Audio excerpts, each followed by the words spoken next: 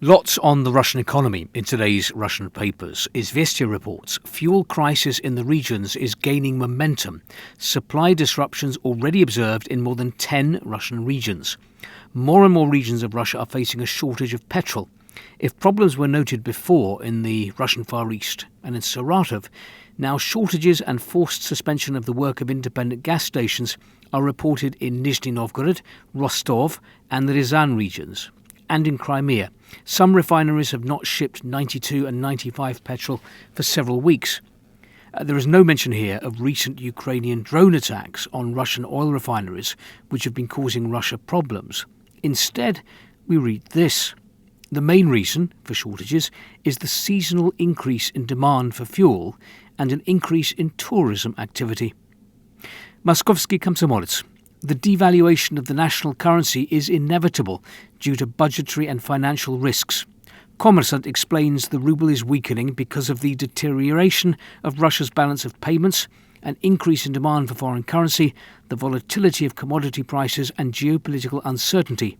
Meanwhile, the top story in Nezavisima Gazeta, Russians have less and less money to spare. Slowing of the official inflation rate and rising incomes have unexpectedly worsened the financial situation of households. The share of money that Russians have left over after all their mandatory and necessary expenses has fallen to its lowest level in recent years. According to experts, a decrease in the share of money left over indicates an increase in spending on essential goods and services. Moreover, these expenses are increasing faster than household incomes.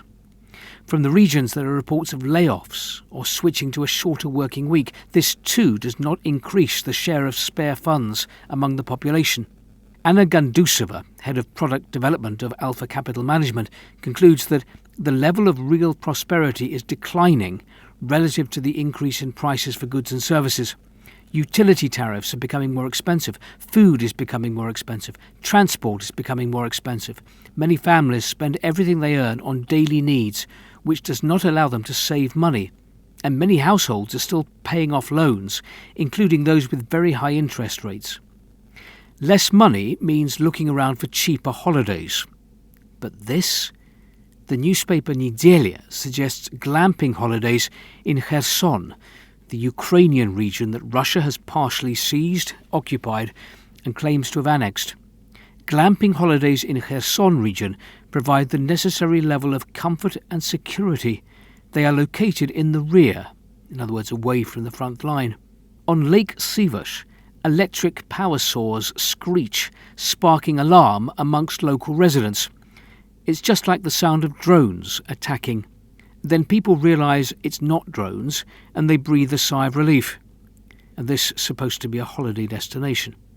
Meanwhile, Arguments and Facts is promoting North Korea as a holiday destination with a resort built on the site of a former military airfield.